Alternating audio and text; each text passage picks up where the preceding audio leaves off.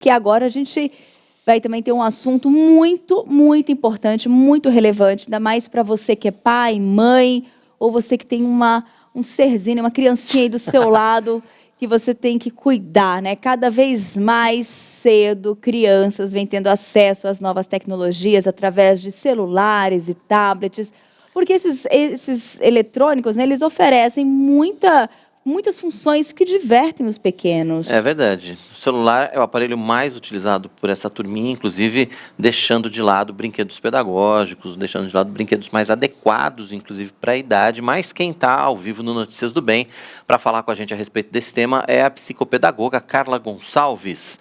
Carla, seja bem-vinda ao Notícias do Bem. Obrigado pela sua disponibilidade em nos atender hoje aqui no programa para falar desse assunto, a respeito dessas muitas dúvidas que são cada vez mais comuns, né, para os pais de pequenininhos aí. Verdade. Se tem idade para a gente dar celular e tablet para criança ou não. Seja bem-vinda.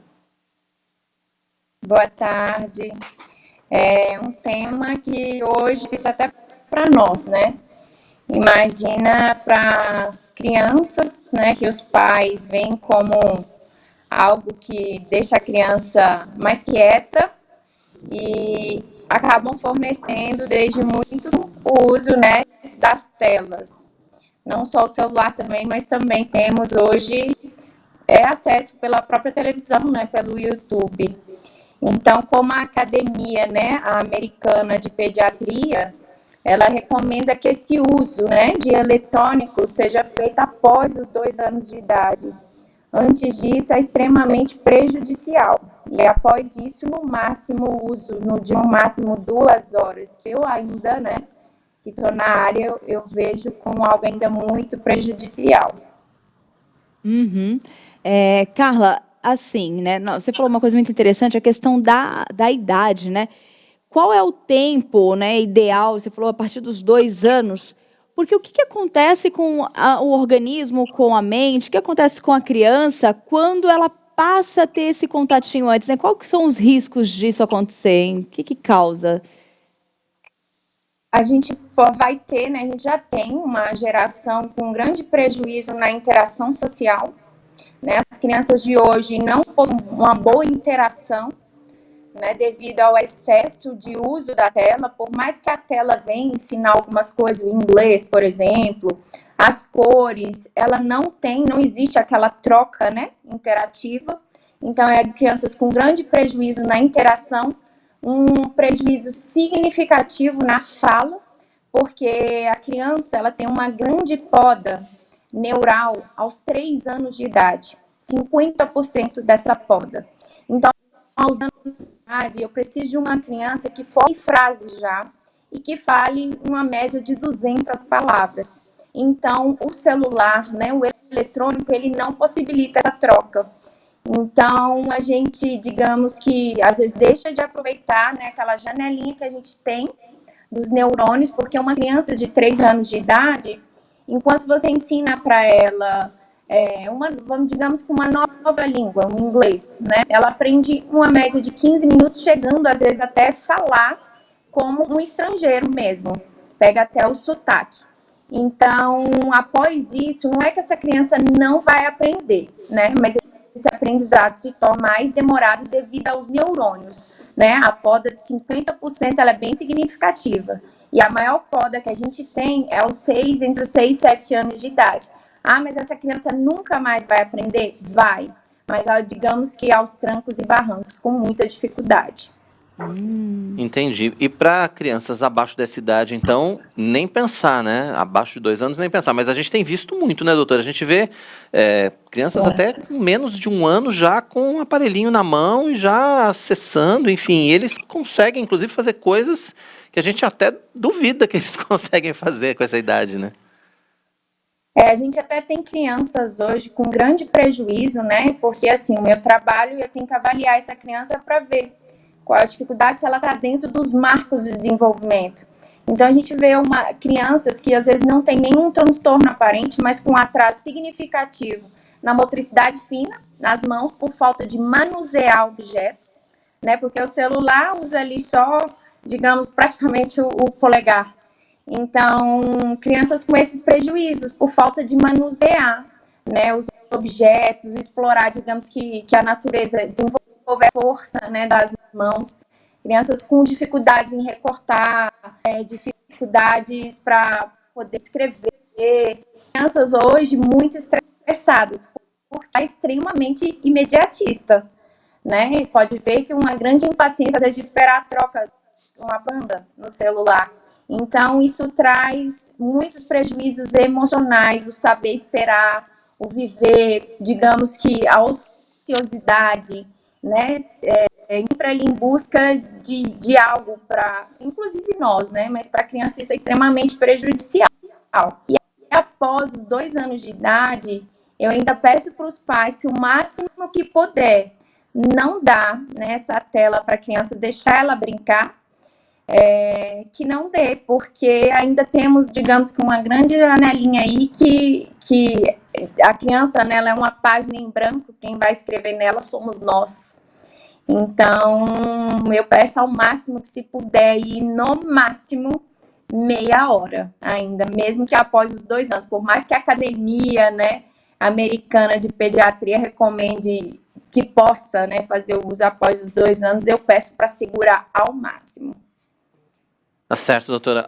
Agora, assim, para as crianças maiores, o prejuízo também existe, né? A gente pode dizer que para as crianças mais velhas, o excesso também, e até para a gente, né? Enfim, para todo mundo, né? Tem prejuízo excessivo de tela. Pode ver que hoje a gente tem uma dificuldade em memorização, tudo pelo uso excessivo, né, do celular, né, até nós como adultos. E eu vejo crianças, assim, eu peço aos pais, principalmente, para segurar até o processo, passar o processo de alfabetização, por ser um processo bastante complexo, e estimular a criança o máximo que puder com os jogos. Por quê? Tem a questão dos neurônios e outra, a criança despertar o interesse pelo estudo, né? Porque estudar é difícil, aprender a ler é muito complexo. Então, o celular, o uso excessivo da tela me preocupa bastante nesse sentido, porque as crianças de hoje são crianças, digamos que um QI abaixo em relação à nossa geração já. Então, devido a esse uso excessivo, né, da tela. Uhum. Aí, eu tenho uma pergunta. Hoje, né, uma das realidades que nós temos, às vezes, são os pais dentro de casa com os filhos, a correria, a agitação, e aí eles acabam entregando o telefone nas mãos dos filhos, ou ligando um videogame, um joguinho ali, e acaba que é uma distração à tela. Ou se começa aquele conflitinho dentro de casa, muitos falam assim, vai jogar um pouquinho, pega ali o celular, porque veio uma forma de distração. Muitos fazem isso e não conseguem ver uma saída. Eles falam, gente, eu preciso desse escape, né, desse tipo de atuação ali, para que eu consiga resolver outras atividades dentro de casa. Qual seria o equilíbrio entre o pai e o filho com esses aplicativos em casa, com esses eletrônicos, né? Tá aí o mais difícil, o equilíbrio, até em relação a nós, né? Uhum. Então, eu sempre falo para os pais que, assim, querendo ou não, é uma grande ajuda que a gente tem hoje, deixar a criança assistindo um desenho para que ela consiga fazer um almoço, digamos assim, para que ela consiga tomar um banho com uma certa calma. Então, eu sempre sugiro aos pais que tente utilizar quando não houver saída. Não tem outra saída, a criança não quer um brinquedo, porque hoje não é que a gente tem que estar a todo instante estimulando as crianças. Eu até falo para os pais, 15 minutinhos pela manhã, 15 de noite já é o suficiente. É questão de qualidade, não é quantidade. Então, para que tente sentar e brincar do que a criança realmente quer. E quando ela precisar, digamos que desse sossego para fazer algo, para ela fornecer algum brinquedo que essa criança goste e possa brincar sozinha, digamos um Lego, né, para que ela venha montar, tentando não utilizar o celular, mas quando não houver saída, né, fazer o uso, mas se puder evitar, eu peço para que evitem sim, devido a essa questão dos neurônios, né. É verdade, porque assim, tem uma questão também que é importante, que é os pais, às vezes, se acomodam também nessa situação de toma aqui o celular, e a criança vai ficar quietinha ali consumindo aquele joguinho ou vendo vídeo no YouTube, enfim. Muitas vezes é cômodo para os pais essa situação. E não querendo ser saudosista, né? Até muito pouco tempo, a gente não tinha essas opções para os filhos e a gente dava outras coisas e ficava tudo bem também, né? Quer dizer, acho que é um pouco de voltar também àquela coisa da estimulação, da pintura, enfim, das revistas, enfim, acho que tem outras opções também. Papel e giz de cera também faz um bem danado, né? Muito, muito. E isso é desde pequeno. Eu sempre falo para os pais estimular desde pequenininho, elogiar, porque o elogio é extremamente reforçador. Tudo que a criança fizer, que ela tende a querer fazer cada vez mais. Então, a gente tem várias formas, né? Jogos, hoje em dia, eu até trabalho nesse sentido, com essa orientação de pais, o que comprar, né? Porque os pais também não sabem brincar, né? Não sabem como estimular o filho, não sabem o que estimular naquela idade. Então, eu vejo que às vezes eles precisam de orientação nesse sentido, para saber o que estimular e como estimular, e tentar sempre buscar algo assim, do interesse da criança, para aquele momento que ela precisa daquele momento para ela, aquele tempo para ela, deixar explorar, inclusive nas tarefas, né, diárias da casa, ensinar essa criança a colaborar, colocar a mesa, colocar o talher, né, vai fazer comida, pega, né, o legume, auxiliar nesse sentido, né, porque isso vai ser benéfico para a criança, né, e para os pais, essa cooperação, colaboração.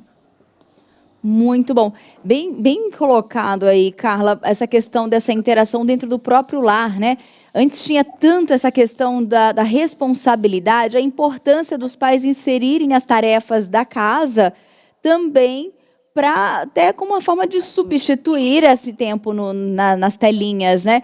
Porque, assim, muitas vezes a gente vê tanto essa questão da proteção com o filho, de não fazer serviço, de não trabalhar, mas essas tarefas rotineiras, elas são muito benéficas no desenvolvimento da criança, não são? Extremamente, né? Se envolve autonomia, né? Dos marcos do desenvolvimento envolve autonomia, né? Na autonomia desenvolve essa parte motora, são um dos pré-requisitos, digamos que para o processo até de alfabetização, para que ele aconteça. Então, eu sempre avalio nesse sentido também, para ver se aquela criança está compatível. Ter independência é benéfico, né, para a criança, para o desenvolvimento dela, né? E quando adulta, às vezes a gente quer cobrar uma criança cooperativa, mas ensinou quando pequena, sabe? Então, digamos que esse trabalho, ele é feito de formiguinha, todo dia, ele é diário, desde que a criança é pequena, tentar deixar ela explorar o máximo, não duvidar da sua capacidade diante de um auxílio, né?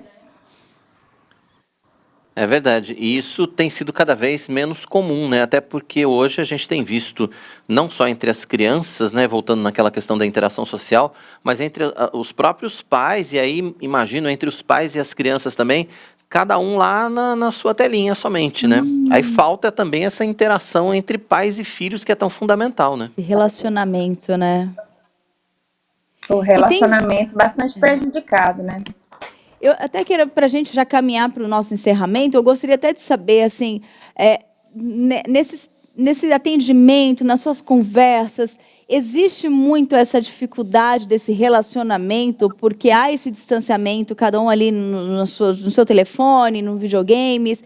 Isso tem causado, tem levado alguma consequência? Sim, principalmente eu como psicopedagoga, né? Porque eu trabalho com esses pré-requisitos, né? Dificuldades de aprendizagem, muitas vezes a dificuldade não está voltada com um transtorno aparente, sim devido à falta de estímulo, né? Então, quando eu chego, é extremamente lúdico o meu atendimento, né? Mas ainda assim, você vê crianças com pressa de fazer ali porque querem jogar videogame, porque querem fazer uso do celular, ou então eu chego e estão no celular, na tela, e é algo que eu peço muito para os pais, e é difícil, eu até entendo eles, mas eu oriento isso, inicialmente porque eu não posso concorrer com uma tela, né, com o celular, é extremamente atraente para a criança. Então, quando eu chego, eu me torno uma punição para aquela criança. Então, eu peço para os pais para não fazer o uso, pelo menos quando estiver próximo à minha chegada, preparar aquela criança, né? Porque eu entro numa competição ali onde, por mais que seja lúdico o meu atendimento interessante, eu não vou vencer essa batalha. Então, é muito complicado conscientizar as famílias. É verdade. Carla, queria agradecer a sua participação com a gente aqui no Notícias do Bem. A gente sabe que você está com a agenda apertada aí de horário também, mas foi ótimo conversar contigo e queria que você deixasse seus contatos, né? Quem quiser acompanhar você nas redes sociais, ou quem quiser saber mais a respeito do seu trabalho, ou continuar, né, essa conversa sobre celular para crianças aí, como é que a gente pode entrar em contato contigo? Querem que eu passe por aqui? Meu telefone, Instagram? O contato que você preferir. Tá, vou passar o meu celular, né? O 98161 1742. Tá, tem um @carla.goncalves também, né? Que é o seu Instagram? Isso, é meu Instagram. É o seu Podem Instagram, entrar tá aí em na contato comigo tela. por lá também, que eu trabalho com essa orientação de famílias. Tá certo, @carla.goncalves. Você pode entrar em contato com a Carla para Isso. ter mais informações. Pode mandar um direct, né? Com certeza ela vai responder. Carla, obrigado pela sua participação mais uma vez. Foi um prazer tê-la aqui e volte sempre. Eu agradeço.